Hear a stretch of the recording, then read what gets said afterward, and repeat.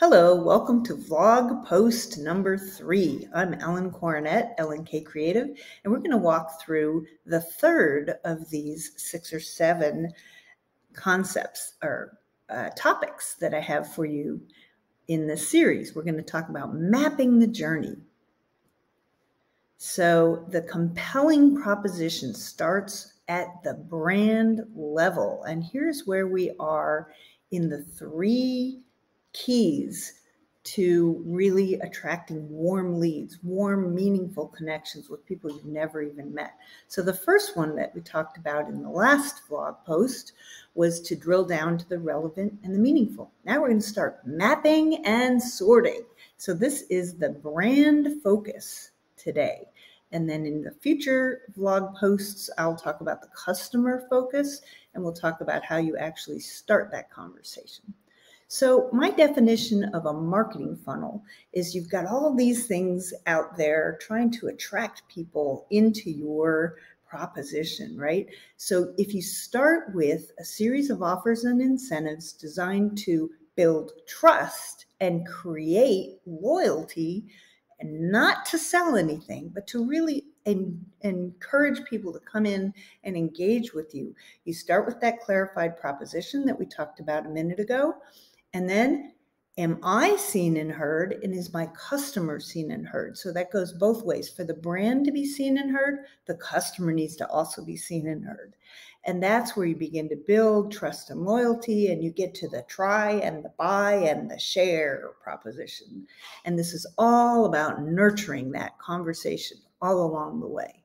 So mapping your own customer journey needs to start with the brand. So what you're going to do is kind of start from the left to the right of this little map here, but then you're also going to work backwards. And what I mean by that is you start with the features. What is it? Who's it for? What happens when somebody comes in?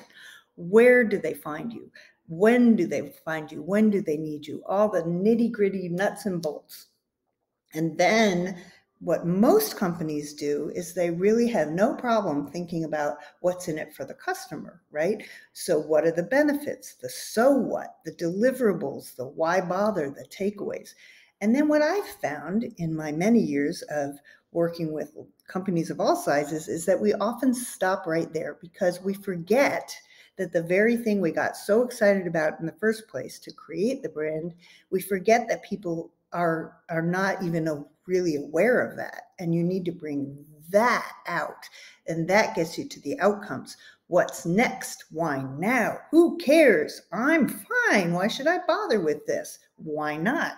Why this? So those kinds of big questions help you work backwards once you start to get to them, to redefine what the features were in the first place and what the benefits are that people really want. And you may find some surprising answers when you go forwards and then backwards.